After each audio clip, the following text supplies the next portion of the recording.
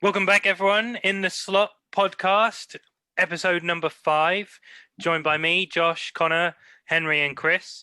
First of all, let's take a look at In the Slotbusters from last week. Connor, take us away. Yes, so we did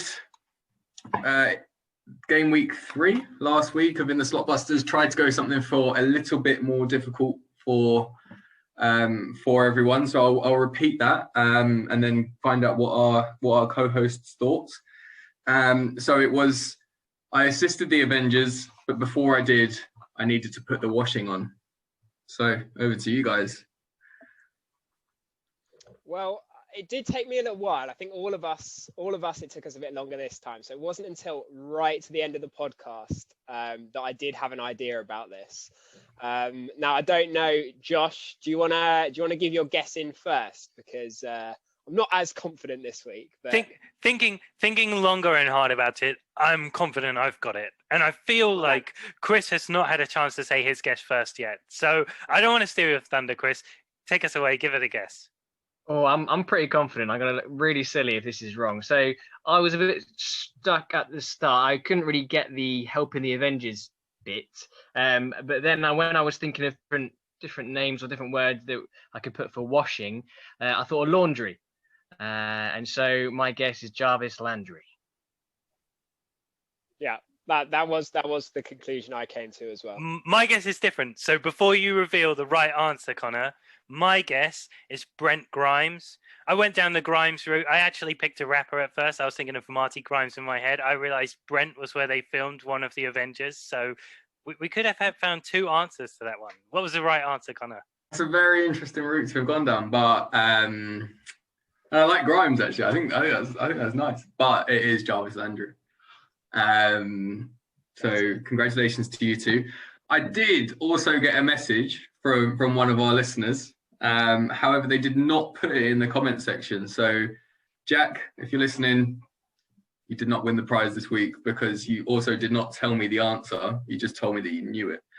So, if you had commented it in our comment section, you would have received a prize. But it's a shame. So we roll over to next week. Maybe or to this week. Maybe Jack got Brent Grimes as well. I'm sure he did. Look it up. Look up Avengers and Brent, and you will find that was an acceptable answer to your question. So I think I get bonus points for finding an answer the teacher didn't know. You can buy yourself a helmet. Thank you. If you want. Thank you. I already have one, so yeah, thank you. I won't be competing for that prize. I'll buy myself a PS5 though. That was the alternative price we were talking about. So I will. Oh yeah, go for it. Yeah. But yeah, so obviously that was last week's. Make sure you stick around for the middle of the episode, and we'll go through game week 4 of In the Slotbusters. Perfect. Thanks, Connor. And straight on to booms and busts from the week. We had a great week for booms and busts. Obviously, had massive implications for most fantasy divisions, I would imagine. For our fantasy league, it was the first week of the playoffs. Most leagues do set out that way. Henry, take us away. Who are your booms and busts of the week? Yeah, sure. So I like to pick some booms that actually had great performances that impacted the NFL landscape as well. So one of those for me is Stephon Diggs, who's having a huge first season with the Bills and had a great performance on the Monday night game in helping the Bills to beat the Steelers, their second consecutive loss after starting unbeaten for so long. And he just looks fantastic. I think that we've had the debate privately about Diggs versus Thielen, who's the superstar, who's the most valuable, and the Vikings have been incredibly lucky, but also done a great job of replacing him with Jefferson. But Diggs, unbelievably talented player, great performance there. And then my other one was Jonathan Taylor. Had a really up and down rookie season, but really gave a great performance this week. For the Colts, finally got the full carries and workload and gave a great performance. And I think I'm going to have to give a big shout out to Chris, who nailed this prediction. Yeah, I think. And he was my boom that I had highlighted as well. We're starting to see the player that everyone was expecting. Certainly when Marlon Mack went down with his injury, But yeah, he was the RB2 on the week in sort of fantasy scoring after Derrick Henry, and I don't need to say any more about him. Another big week. Also, T.Y. Hilton, I was harsh on him earlier in the season, very harsh. So apologies there. He's starting to come alive. 3 really strong games, and he plays the Texans again, who dominated a couple of weeks back. My bust this week was a player I picked to watch out for last week, and it was Corey Davis. Really let me down there. Three catches. He also had a fumble, so he got 34 yards. But I think, again, Derrick Henry, meaning that Tennessee didn't need to throw the ball. Yeah, good point. I'm so pleased you brought up the superstar wide receiver debate, Henry, because Stephon Diggs had a boom week for sure. Someone who had a bust week was superstar wide receiver Adam Thielen, if you ask Chris and his Minnesota fan. So it was interesting to see that one pan out. Connor, anyone that stood out for you as a boom or a bust this week? Yeah, so my first, I suppose, bust will be for me, and also a key contributor to me being knocked out of the fantasy season will be Darrell Henderson, just purely based on Sean McVay wanting to choose Akers as his key man after saying all season that he was going to rotate the running backs. It's a bit of a shame. And then I've got two quick busts, 2 quick booms to go through. Sorry. The first one is one I'm not sure we've really mentioned over the last couple of weeks, but it seems like he's having a consistent end to the season with three booms in a row, and that's David Montgomery. Seems to be smashing it and had his best week so far of the season this week in terms of fantasy points. And then another one, just personally, just as the tight end shout out for the league is obviously, or for this podcast, is Travis Kelce, and not only because of a great fantasy week, but also he is now there as the top receiving player in the NFL. So I think that's a huge boom in itself. Yeah. Interesting that you brought that up, because I mean, what does it say about fantasy manager if you're relying on Darrell Henderson to win your playoff matchup? Hopefully you're alone there in terms of the listeners. The other 2 members from your team who made it onto the list for me as a bust this week, Josh Jacobs and Terry McLaurin, both had poor performances. Some booms to look at from quarterbacks. Obviously, we had Tua put up an amazing performance, especially considering he played against the Chiefs. Baker Mayfield, who put in a classic Baker Mayfield top-level performance to still lose a game against Lamar Jackson, who also had a brilliant week. So, yeah, interesting to see how some of them panned out. Matt Ryan, if you started him as your quarterback, probably busted out for you, and you're probably not left in the playoffs or looking at the final of the loser bowl or whatever equivalent you've got in your league. So definitely some really good ones that we were looking out for this week. Henry, you were gonna take a look at the Pro Bowl voting for us. Do you want to take us through that section? Yeah, so this week I posed my fellow hosts the question of who's a player in the league that you feel plays at a Pro Bowl level but doesn't get the recognition they deserve for doing that. So maybe they play a position that's not as well known or publicized. Maybe they play for a team that is not in a big market or that struggled this season, but for whatever reason, they're consistently overlooked and not considered in that sort of upper tier of players at their position. So I think we've each come up with one player. We're going to do a little go around to sort of make the argument for this player, and then we'd love to hear any our tens and tens of listeners. If you let us know which of the players you agree with or disagree with, or maybe you've got a player that you think's consistently overlooked for your team. Josh, I'd really like to start with you. Really interested to see who you've got in this category. Yeah, for me, it was a really easy decision, to be honest. I think probably one of the most undervalued positions in the NFL right now are middle linebackers or inside linebackers, depending on if you're a 3-4 or a 4-3 scheme. Particularly, I think the reason why it's such a key position for me is the difference in the top tier talent and the next level down is so significant. I don't think any position has the same. For me, my pick is Eric Kendricks. He's on a Minnesota Vikings team that had a real struggling start to the season. Massive uptick recently, although just came off the back of a loss to the Bucks. But for me, Eric Kendricks always stands out on the tape. Every time I watch, he's always there. I think he's a consistent top performer from that perspective, and he's working with a really young defensive set of colleagues, teammates there, with very few vets around him to help bring them along. And I would say probably single-handedly almost, he's brought that defense up to the standard where their offense is and has been for the rest of the season once they've got there. I honestly think if we valued all of the positions equally, Eric Kendricks would be, for me, one of the very outside bets, but nonetheless a contender for the MVP vote, even in terms of where he sits within the positional group and in actual fact of ability within the league. I think the biggest factor for me, which shows up, he's consistently there on all the plays that matter. Third and fourth downs, he's always the guy who makes the key stop for them, and the momentum shifting plays that a defense is needed to produce for the team. I think he's a big factor in those. So yeah, for me, Eric Kendricks, hopefully he is there in the Pro Bowl, but if he's not, I think he would have been snubbed for sure. Brilliant. Love that breakdown, Josh. And I'm a huge Eric Kendricks fan. I think there's a few reasons why perhaps what he does is overlooked as well. Have you got any sort of thoughts on why it would be that he's not like a household name? Because when you think of the elite middle linebackers, you know, Ray Lewis or that kind of ilk, he's not someone that you'd put up there. Why? Any ideas why that is? Yeah, well, I think really good point with Ray Lewis, because obviously you look back to those days when the game was significantly different. It's all about the impact in the passing game. Right now, we know an off-the-ball linebacker, like a middle linebacker, really doesn't get the chance to show up on the stat sheet.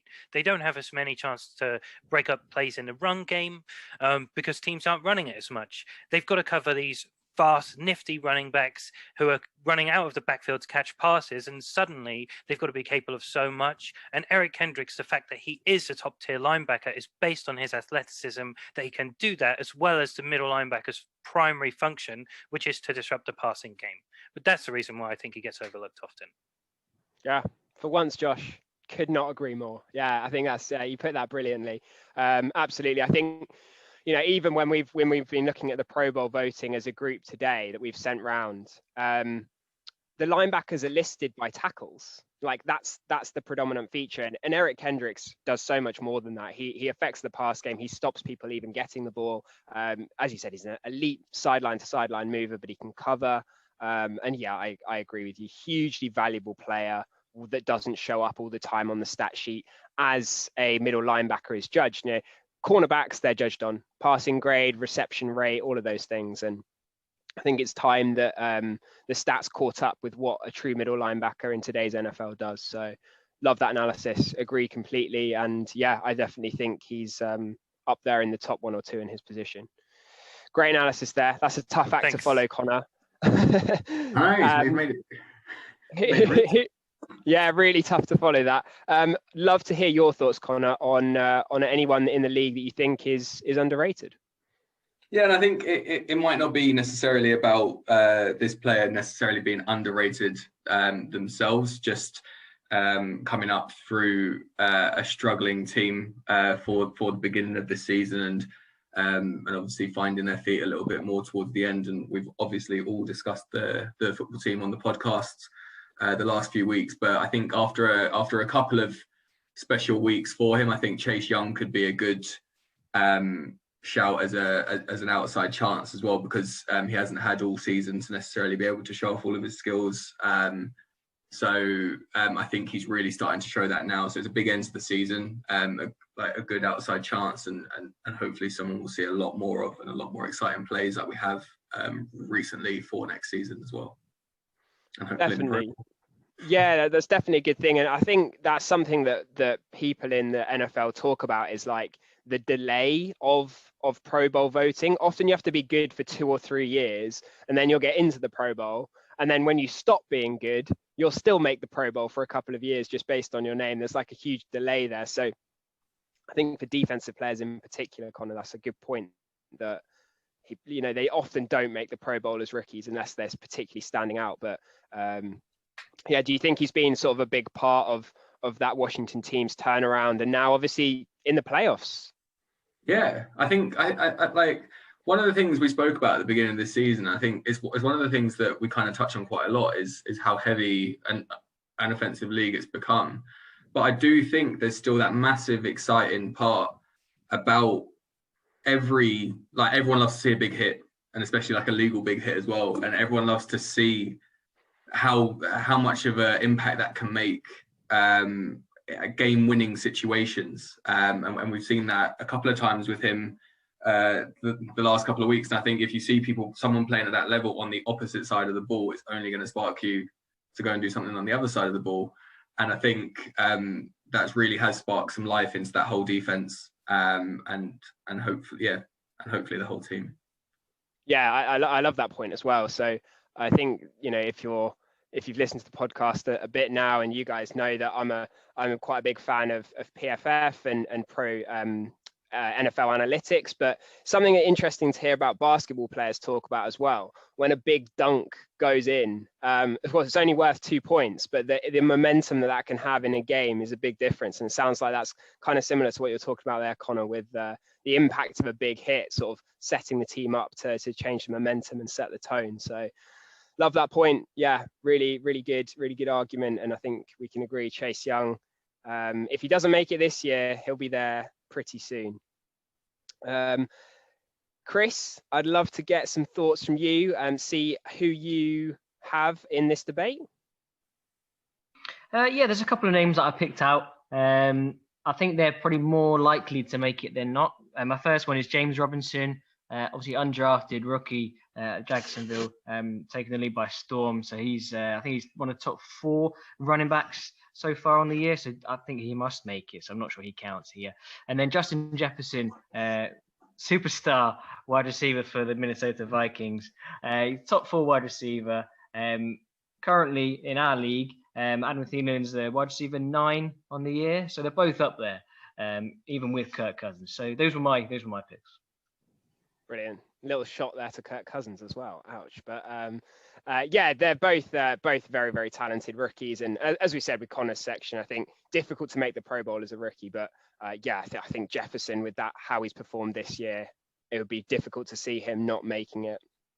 So I've gone for a player that's definitely fits the bill in terms of playing for a team that's really struggled recently, and particularly this season. He plays cornerback. And I wanted to ask you guys, who springs to mind when I say an elite Pro Bowl cornerback for you?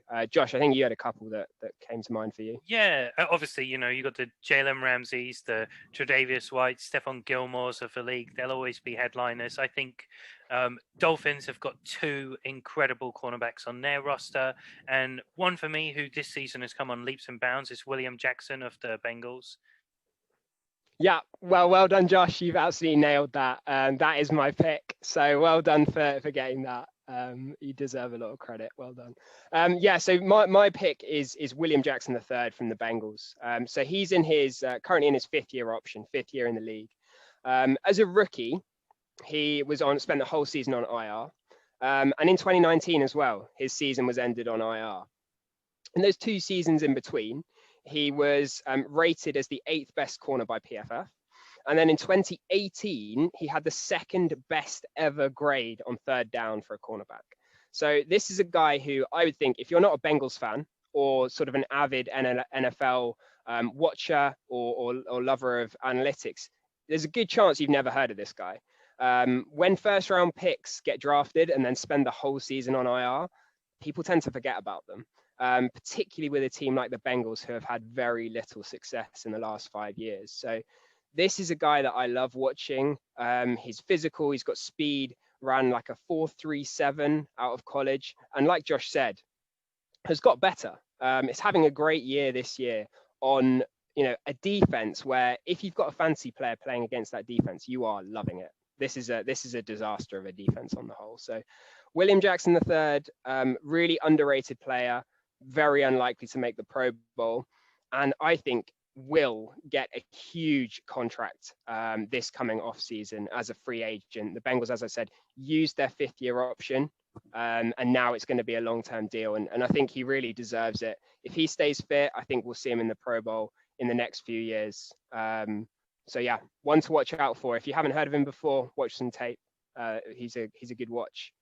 back to you, Josh. What were you thinking there? Yeah, no, I thought it was really, really cool. Obviously, Chris went a little bit off script and, listed a couple who we think are probably inside bets to make the Pro Bowl. And then between the three of the rest of us, Connor, Henry, and me, we've all made cases for different levels of the defense, the three different levels. And I think probably that goes a long way to say what the NFL looks like right now. That the skill position players on the offensive side of the ball are all pretty much set. Everyone knows who they all are. We all pick them up for fantasy each year, so it's nice to add a bit of extra element there. And obviously, William Jackson III, sorry, and those cornerbacks, we've seen a massive impact. I mean, Xavier Howard for the Dolphins this season been on a massive interception streak, which probably actually detracts from his PFF scores on the other side of the statistics because it's such a boom category. But I think we're starting to see the shift back to the defensive skill players again. All these things take a bit of time for them to suddenly get upskilled and learn how to deal with the new offenses that we're looking at. And I think cornerbacks is where we're really starting to see the growth. I listed some, Connor, you alluded to cornerbacks, and fortunately I guessed William Jackson III because similarly to me, who stood out. But I mean, particularly in the AFC, there are so many. You just have to look at the list, and really there are some amazing talents at cornerback we have in the league. So it's just interesting to see how that continues, and hopefully we get a bit more of an evolution of the NFL as a whole. Connor, Henry, go on. Yeah, I was just going to make a quick point there, just because I think we made a good point about Eric Kendricks, the fact that, linebackers equals tackles, and that is their worth. And typically it's been cornerbacks equals interceptions, and that's their worth. And Xavier Howard is, his unbelievable season to lead the league in picks by 2. No one's even within 1 of him. But William Jackson, a guy this year, 1 interception, but that value doesn't tell the story. The completion percentage, passer rating, pass breakups, things like that. Like you said, people are starting to wake up. People are starting to see the true value of what these different position players actually bring, apart from those headline stats. So, yeah. Yeah, definitely. And on that note, Connor, why don't you take us back to In the Slotbusters, looking at game week 4? Absolutely, and welcome to game week 4. I think as a part of our co-hosts' guesses, we're 3 out of 3 so far. So I'm hoping this one's a little bit harder, and I'm really hoping we come back with some more rogue picks or incorrect picks this week as well, as this might lead down some routes. So yeah, let's go with it. So here is the cryptic clue for this week. So we're on the phone, but you're not the one who rang. We're chatting, and this is the fastest we can go. Say it again. We're on the phone, but you're not the one who rang. We're chatting, and this is the fastest we can go. And I'm really glad to see some confused faces. You've got a confused face here, yeah. Yeah. So I'm just trying desperately to write it down.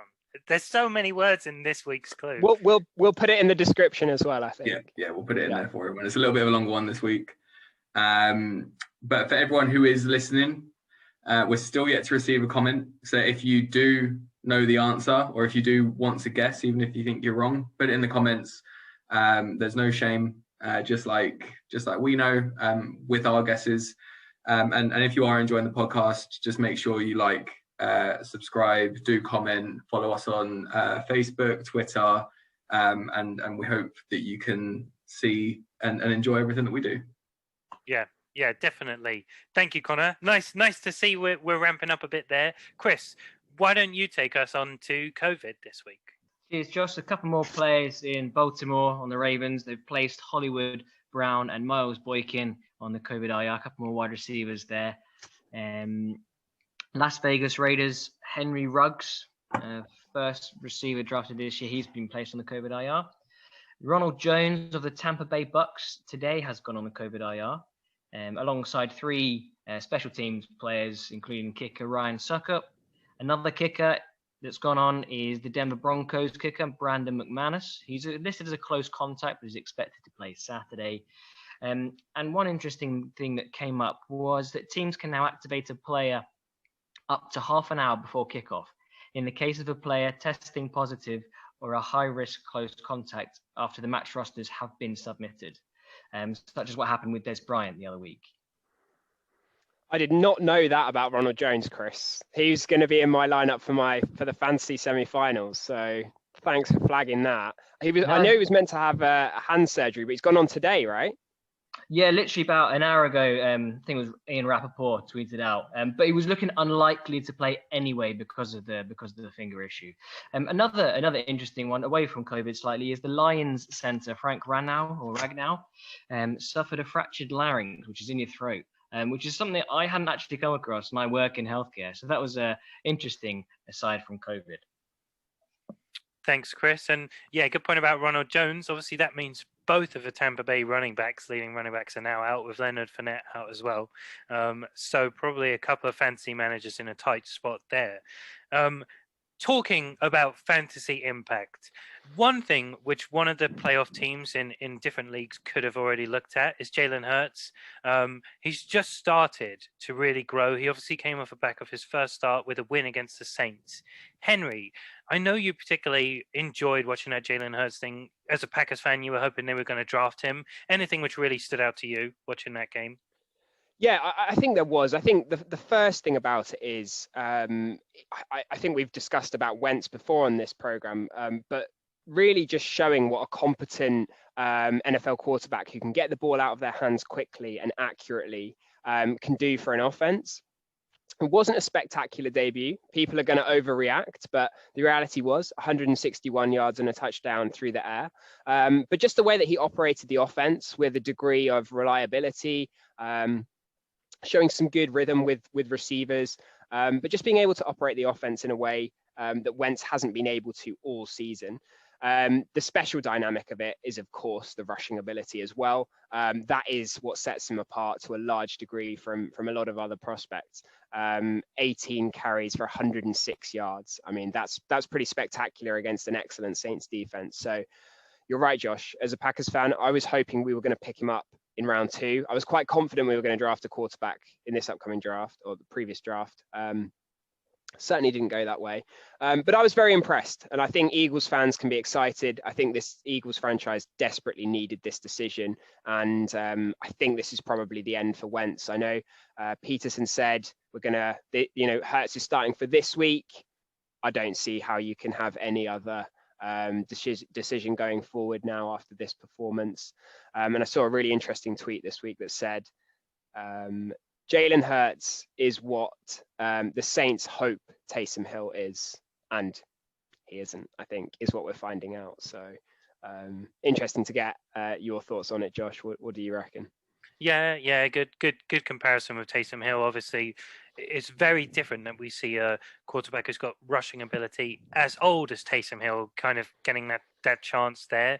But yeah, definitely, I think you view the value and the upside of Jalen Hurts. It'll be interesting to see how he copes when things start getting a bit more complicated.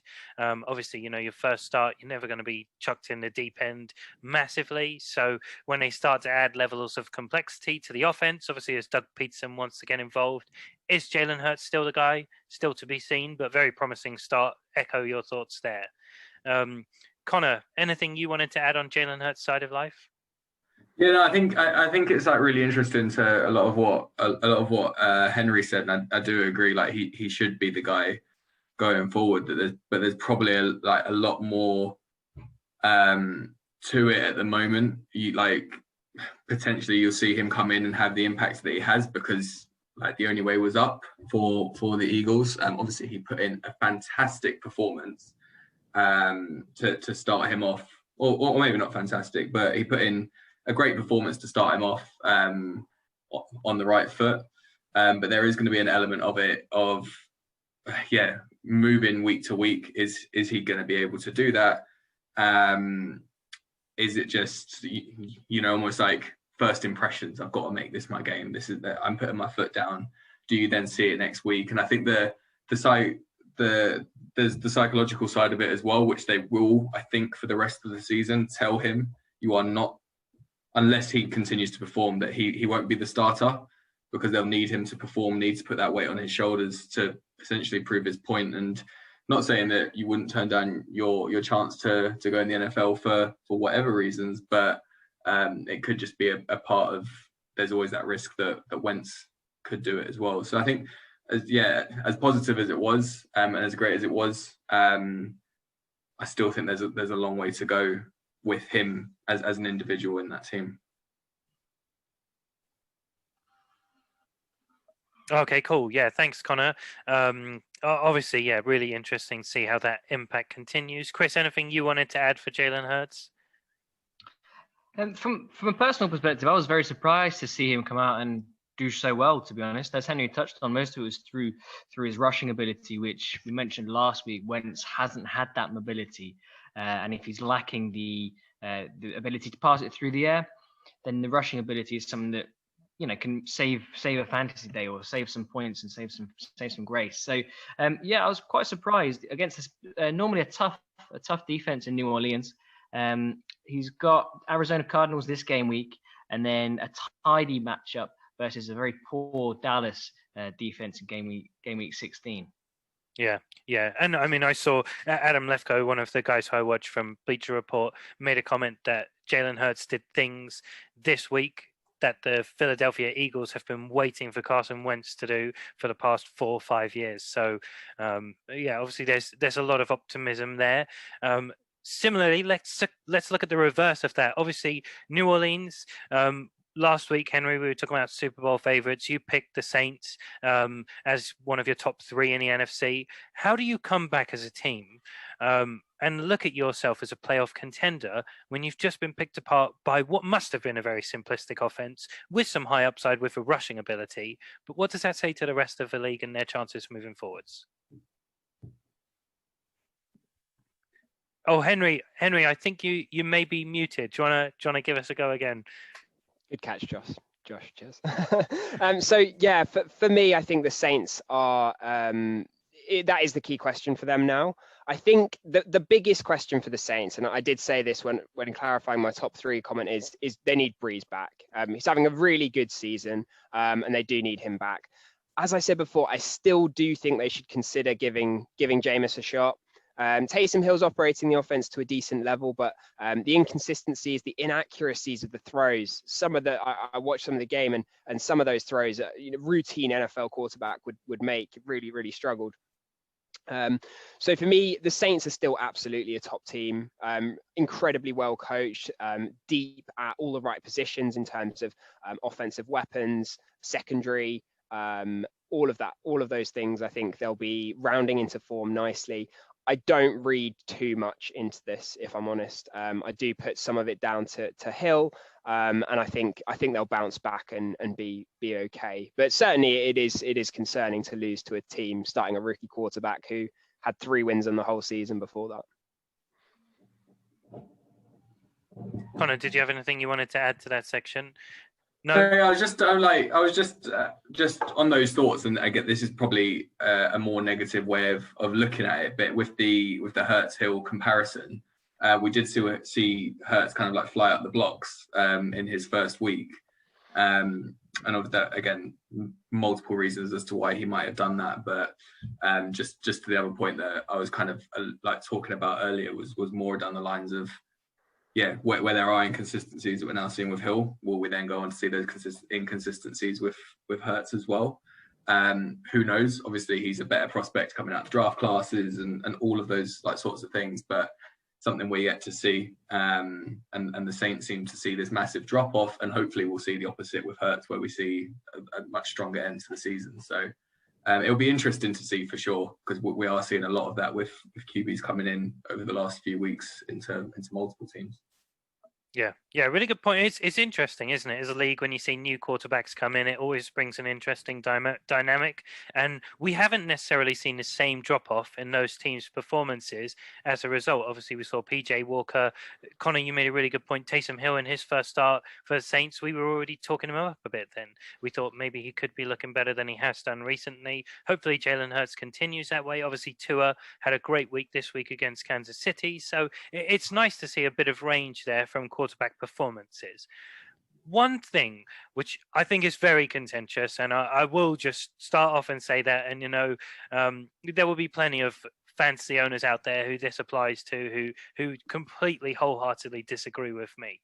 But I think this season we've seen such an impact of a first round pick on your team that we haven't seen previously.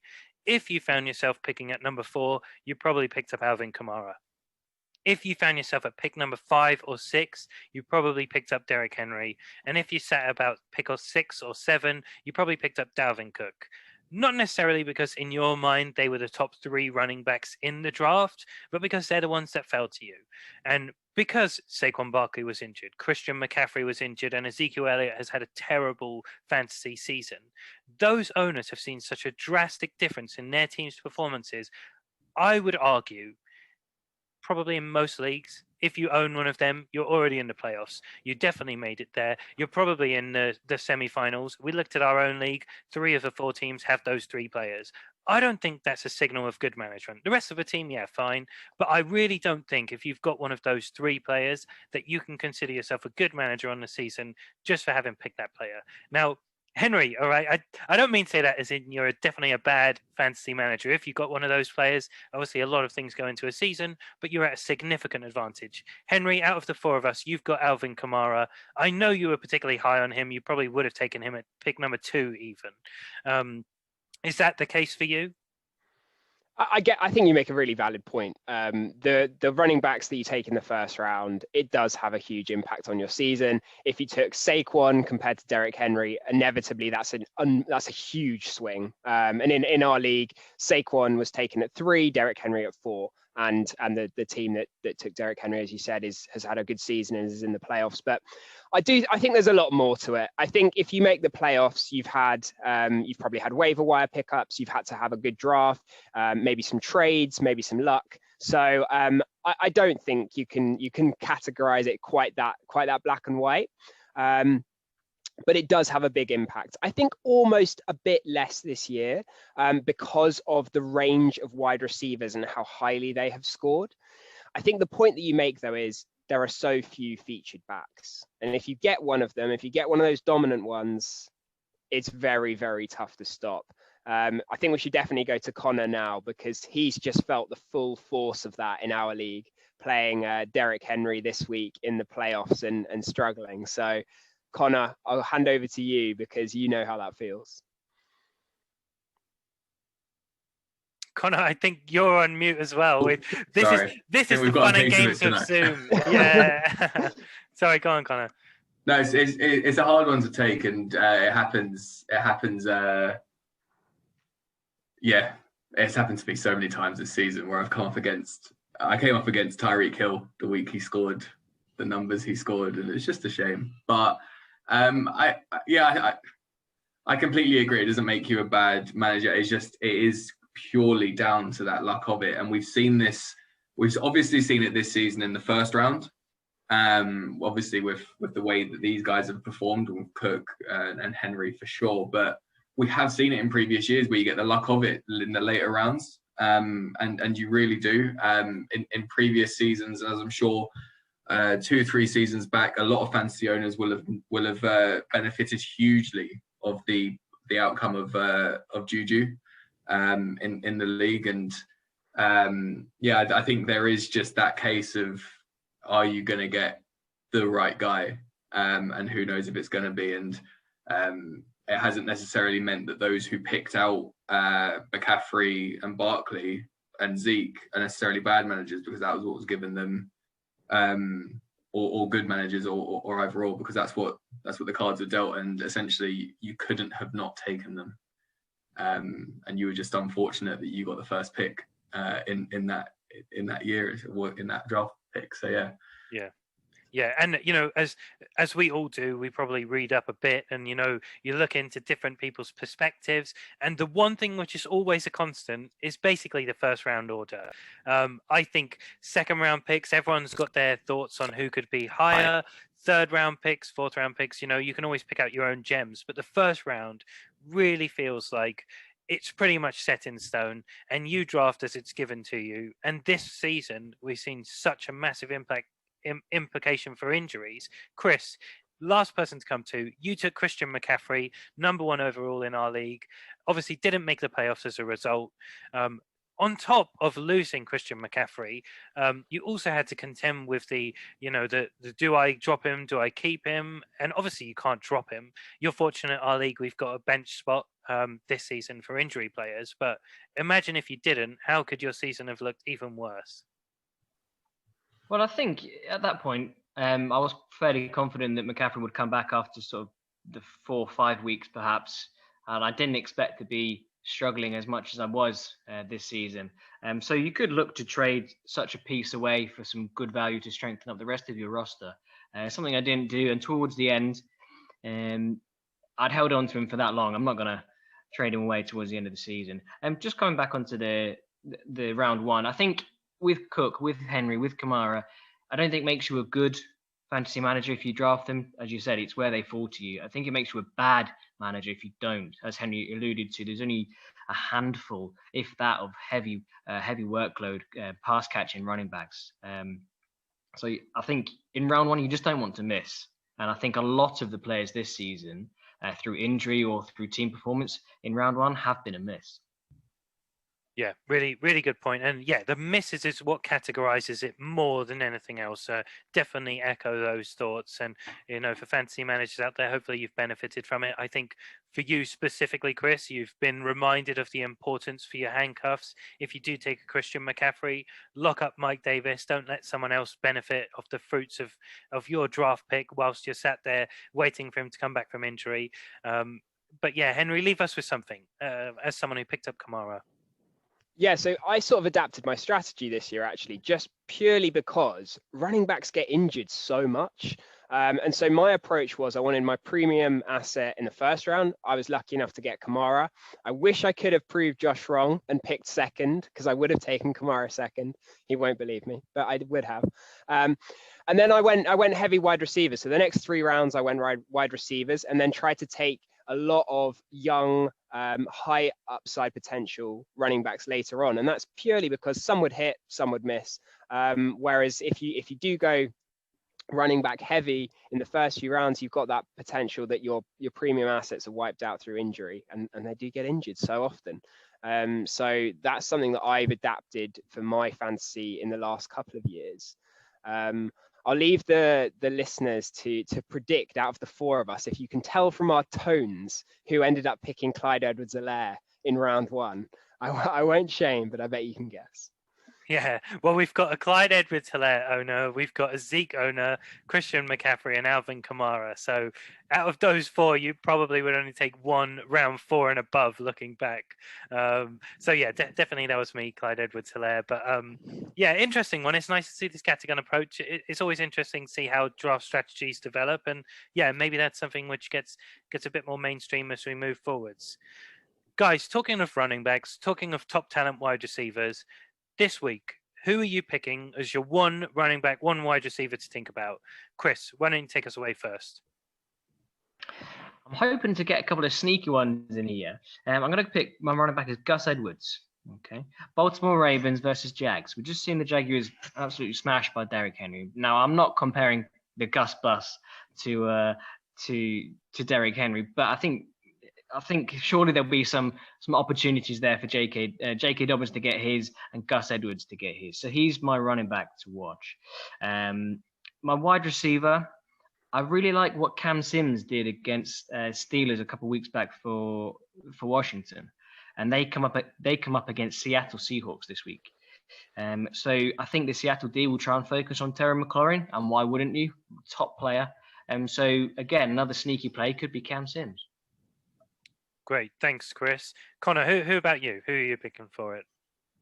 So I'm not bitter at all by what I said at the beginning of the podcast, but gonna have to choose Cam Akers because he's obviously Sean McVay's favourite and not Henderson, which is disappointing. So definitely one to watch if he's available. Get him.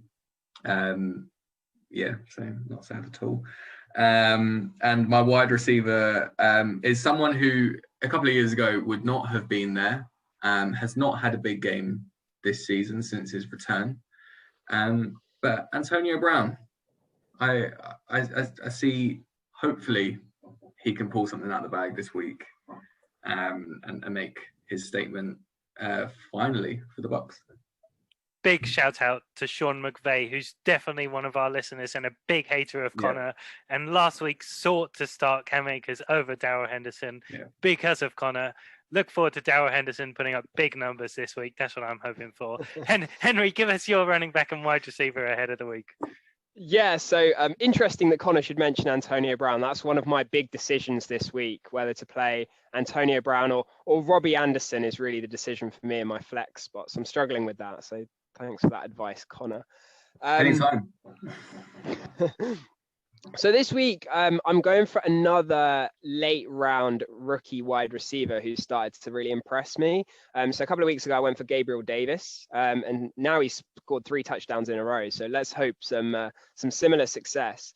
Is Darnell Mooney of the Bears, 4th round rookie wide receiver, started to look really, really good the last few weeks, getting more targets from Trubisky. And that offense is starting to lift up, but his talent is undeniable. Ran a sub 4.40 and starting to look really good. So picking him to watch. And my running back is more of a fancy mainstream option. It's Austin Eckler, back from injury, and now playing a Raiders defense that does hemorrhage points to the running back. So expecting really big things from Eckler now. Hopefully back fully fit. Yeah. And Chris, the question on everyone's lips is the LA Rams versus the New York Jets your selection of one of the 4 NFL picks this week? Tell us what they are. I can confirm it is not. Thanks, Josh. Just a reminder of the game, if you're listening to this podcast for the first time, every week I choose 4 matchups for the guys to pick who they think will be the winner. And come the end of the season, we shall see who is on top. So a refresher of last week's scores. I didn't do very well, scored 1 out of 4. Connor got 3 correct, but Josh and Henry both got 4 out of 4, which now means that Henry now moves to joint top scorer with me with 29 out of 48. Some fist pumps being emphatically shown there from Henry. It's been a long way back up, but I'm there now. What a swing. 3 points in 1 week. Yeah, awful from me. Less said about that, the better. Josh has 26 correct, and Connor is still trailing at the back with 23 out of 48. So this week's games. Number 1, Chicago Bears 6-7 at the Vikings 6-7. Josh, your thoughts? I really wanted to hear who Connor picked so I could pick the opposite, but I'm a big Vikings fan this season. It's been long stated. I think they will make the playoffs now. I think it's almost certain if they win this game. I can't see past them. Bears obviously did have a great game. David Montgomery was fantastic. But, for me, Vikings compete on all levels. And I already discussed Eric Kendrick, so I'll talk about their defense a bit more. Henry? Yeah, I agree with Josh, actually. I was shocked by what the Bears did last week. Can't see it happening again. And I pick Vikings quarterback, weapons over that Bears team. Connor? I'm just going to pick all of the same teams as Josh, just so he can't continue to go any further than me. Just so I can remain in front of you. Well, he keeps getting 4 out of 4, so what can I do? Yeah, true. But yeah, I will go Vikings as well. Not for those reasons. For the opposite reason. I'm gonna take the Bears and hopefully maybe get 1 or more right this week. Next game is the Patriots 6-7 at the Dolphins 8-5. Connor, back to you. Wait, can you say that again? The Patriots 6-7 at the Dolphins 8-5. Yeah, I'm going for the Dolphins. I feel like Cam just can't find his feet at the moment. He's definitely struggling in that position for New England. So and I think there's so many exciting things that we've seen over this season with the Dolphins. So I'll be back in the Dolphins. Yeah, I've also gone for the Dolphins with this one. I don't really have much else to say. Tough matchup perhaps for Tua, but I think Miami will show getting it done. Josh, your thoughts? Yeah, it's a tough one actually. To off the back of a really good performance, one thing I will say is maybe you're sat at 1-1 now, but definitely previously, Chris, you were sat at 0-1 for the week. No way the Bears are going to win that game. I will pick the Dolphins for this game though, for similar reasons. Suffocating defense, which I think we're starting to see an uptick in, and to a good week. Hopefully he builds on it. Henry? I'm going to take the Patriots actually this week. So I'll be the contrarian one in this pick. I think I just like Belichick against rookie quarterbacks. I remember a few weeks ago when I can't remember who, multiple people picked the Chargers against the Patriots and they lost 45-0. So I'm going to stick with Belichick. Not me. I picked the Patriots. Okay. That's kind of why I went for this game as well, a similar sort of theme on that. So I'm glad you picked up on that. Chargers is actually the next team. Chargers 4-9 at the Raiders 7-6. Henry? Yeah, this just feels like one that the Raiders will get wrong. I'm going to pick the Chargers. Interesting debate there. Who would be the quarterback you prefer to have in that situation? But yeah, I'm going to take the Chargers. I think it'll be a good game. I think it could be high scoring. Josh? Is there an option for neither quarterback? I don't like Derek Carr that much. And Justin Herbert, as a coach, I would not want to coach that guy. The second you disagree with him, but I don't think that goes well. You've gone really bold this week, Henry. It's really thrown me off. I saw this one as an easy Raiders win. Maybe they bottle it. Who knows? But I'm picking the Raiders. Connor? Yeah, I'm going for the Raiders too. Okay. Yeah, I'm also going to go with Henry's pick, the Chargers. I think the Raiders are on a poor run of form. Not won their last 4, I think. And they beat the Jets. Oh, well, that doesn't count, does it? Yeah, against NFL teams, he meant. So, not throwing the game. yeah, of course. That was awful. Yeah. But no, I've gone Chargers. And then we come on to the last game off the back of Jalen Hurts' success against the Saints. The Eagles 4-8-1 against the Arizona Cardinals 7-6. Connor, you look like you want to answer that one. Cardinals. Thank you. Josh. You threw me such a curveball, Chris. I was like, yes, please pick the Chiefs and the Saints. I'd love to talk about that game. But no, you went on the other side, the Eagles versus the Cardinals. I just desperately want to pick a team that Connor didn't pick, but I can't not pick the Cardinals here. I think the Eagles do have a good chance, but Cardinals for me all the way. Henry? Yeah, I was partly expecting Saints Chiefs as well. Were you just thinking that we'd all take the Chiefs, Chris? Yeah, I did look at it. I thought, that could be a nice one, but I think we'd all take Chiefs in most game weeks, to be honest. I think that's fair. Yeah, I'm so not convinced by this Cardinals team or the offense. I'm not convinced by Kingsbury at all. I think he's got a reputation as a young offensive creative coach, but he just hasn't shown it for me yet. This week, I'm going to take them, though. I think they're just a much more talented team overall than the Eagles right now. Yeah, I think that's a clean sweep there. All 4 of us picking the Cardinals. I think Cliff Kingsbury has shown at times he can really be quite innovative and quite creative, but certainly shown some struggles this week. Whether that's got anything to do with Kyler Murray being injured, he picked up a shoulder sprain a few weeks back and he's just not looked the same player. But yeah, all 4 of us going for the Cardinals, and that is all of our picks. So please let us know in the YouTube comments or on Twitter if you have any decisions who you think is going to be the winners in those. Yeah, and just to make it really painfully obvious, the reason we didn't pick the Chiefs versus the Saints was because we didn't want to all pick the same team, which we ended up picking with the Cardinals versus the Eagles. So brilliant logic there, Chris, but it's backfired massively.